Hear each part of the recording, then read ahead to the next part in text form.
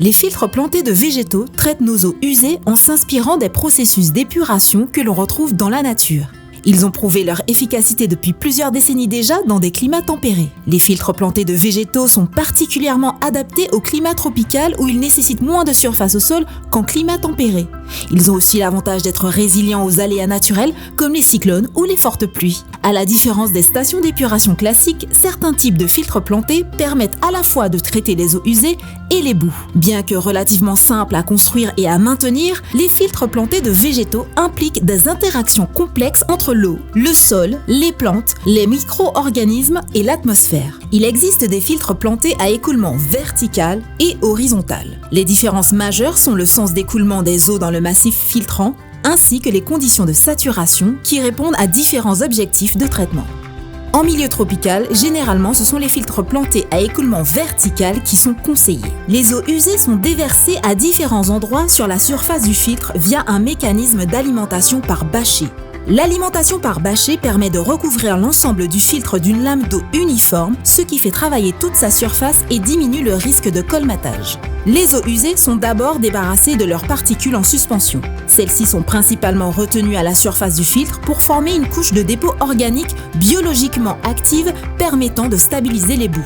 Les eaux usées s'infiltrent ensuite à l'intérieur du filtre qui est composé de couches de gravier plus ou moins fins. Les bactéries qui se développent dans ces lits de gravier dégradent la pollution organique. Les bactéries sont dites aérobies car elles se servent de l'oxygène pour assimiler la matière organique dissoute. La bonne oxygénation du filtre est essentielle pour que l'activité bactérienne fonctionne bien et que la pollution organique soit éliminée. La bonne oxygénation du filtre est garantie entre autres par la granulométrie spécifique des graviers, des tuyaux d'aération passive et le fonctionnement par bâchée. Au fond, des canalisations de drainage permettent de récupérer les eaux traitées.